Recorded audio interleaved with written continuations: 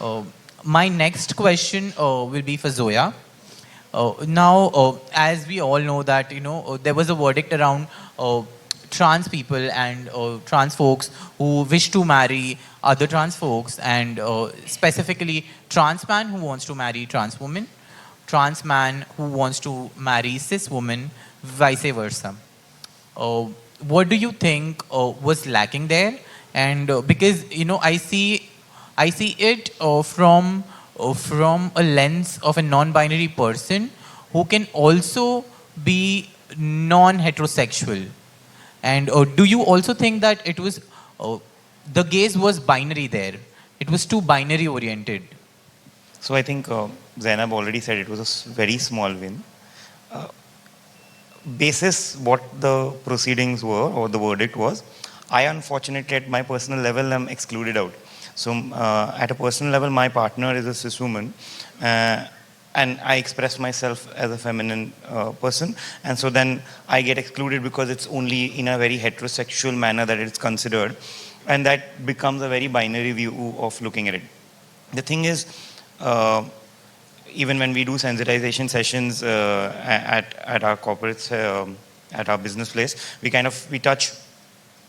we say that we look at sex, gender identity, expression, and sexual orientation. The thing is that during the verdict or during when you were having the discussions, some of it did come across, but some of the words were still intermingled. In CGI, he said that, we look at sex and then it should be in the same part of sexual orientation when they are two different definitions. I think when you take the word and you go down to its deep word of what it defines for, then you will know how to kind of counter it. What is happening is that we are jumbling up a lot of definitions, and in that piece of it, we are trying to find out an answer. I think the verdict was, or the overall proceedings was looking at it in a very binary sense. When you look at gender identity, it is a spectrum. And even when you look at sexual orientation, it's a spectrum. And expression, it's a spectrum. So you have to really look at all of these as a spectrum, and then you cannot really put out in one box. And you will not be able to understand, because relationships or even marriage as a fact is an institution that has evolved over a period of time. It has not been what it is today. It does have a global context. It has an Indian context as well. And you're supposed to understand why marriage as an institution or as a thing came into being. It ideally came into being, if you look at it in a very global context, it goes down to a Mesopotamian or a Greek piece of it, where they say that they used to keep a man and a woman from being into a union so that they could identify the heir of the child, and that's how it ideally started. Then it evolved to understand love as a thing came much later.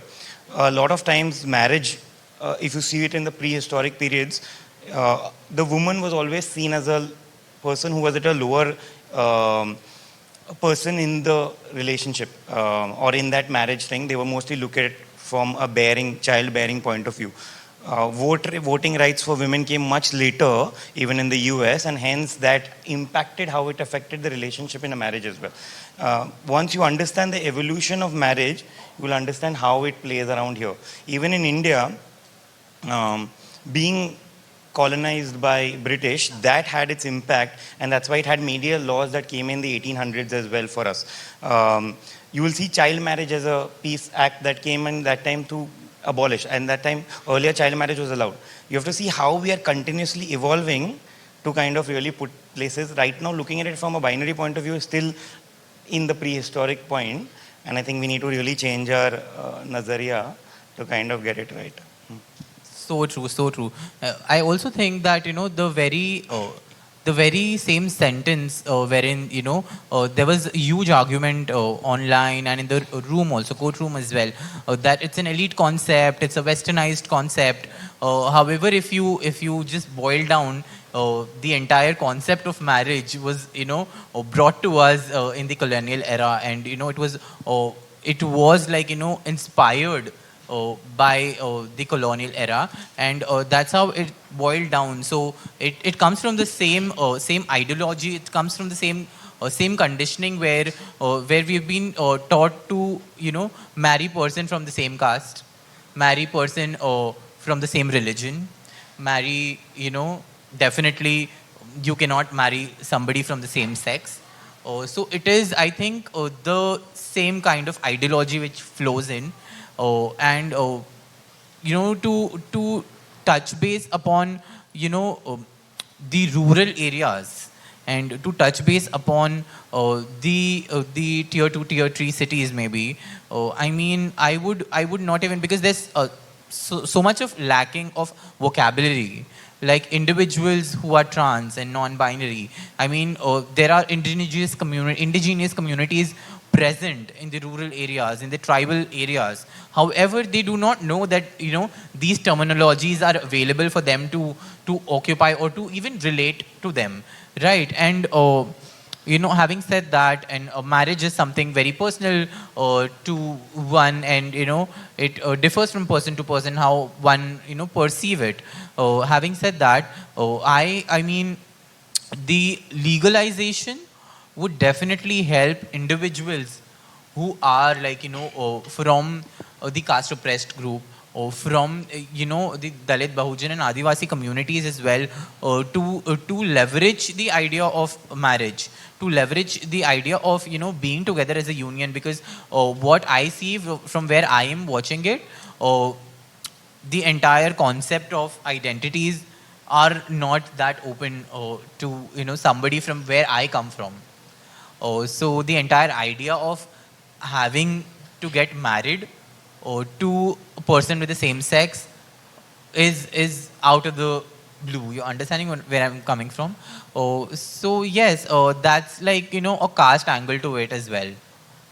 There's one thing, Vinnie, I think I'll not step over DeAndre. So we kind of said that, people leave the country and you didn't, and there are many who can't. And hence we need the laws for protecting the ones who can't, because the privileged few will be ones who will leave. And I think when we say about the rural thing, there are a lot of people who really can't. They will rely on the constitution, they will rely on the country to give them these rights, and hence whatever we are speaking today.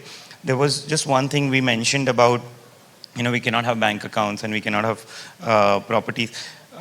So I come from I'm working for a group that has been really advanced in the space. I always say that Godrej has been an ally to the LGBTQ community much before India decided to be. Same-sex partner benefits were provided in the year of 2010, when it was still decriminalized, means it was still criminal to be this. We launched actually 2 products. One product is that we provide home loans for same-sex partners.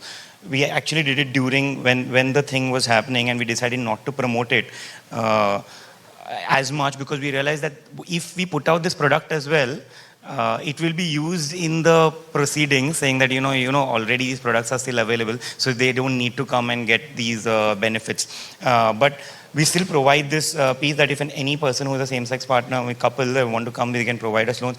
There is complications in this, and why a lot of companies will still not do this, okay, from a BFSI standpoint, is the concept of inheritance, which becomes the main issue when you do not have marriage equality.